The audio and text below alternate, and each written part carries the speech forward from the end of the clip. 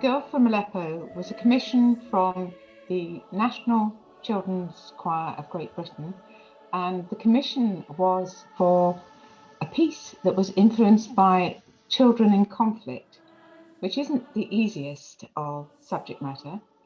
I worked with a British librettist, Kevin Crossley Holland, and he was at the Arab Emirates Literary Festival where he met the girl from Aleppo. Her name was Nujeen Mustafa, and she and the British writer Christina Lamb had written a book about her experiences.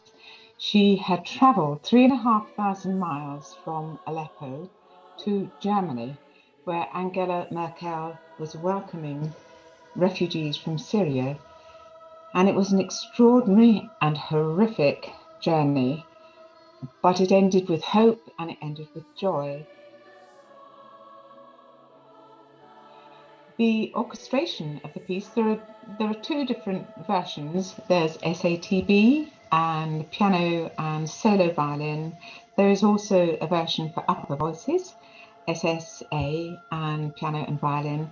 And in preparation is a string orchestra part, which will go with either the SATB or the SSA version. The Girl from Aleppo is a journey. It is a story of a refugee travelling such a distance through so many countries. I think it was 9 countries she went through. It was very useful from the creative point of view to try and think, what could I gather from each of those countries that might have a universal appeal?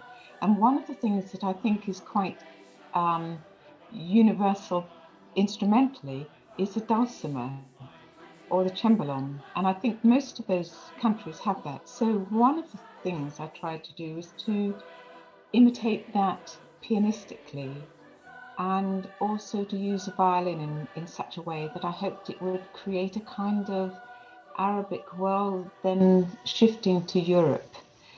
That's a lot of countries. That's Greece, Bulgaria, Macedonia, Croatia, Serbia, Austria, and ultimately Germany.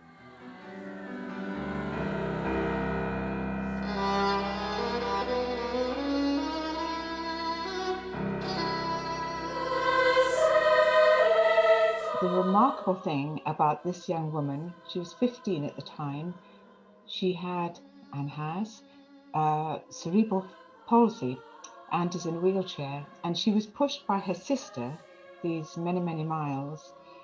She is extraordinary and is a sort of ambassador for what it is like to be a refugee and a plea to be treated well.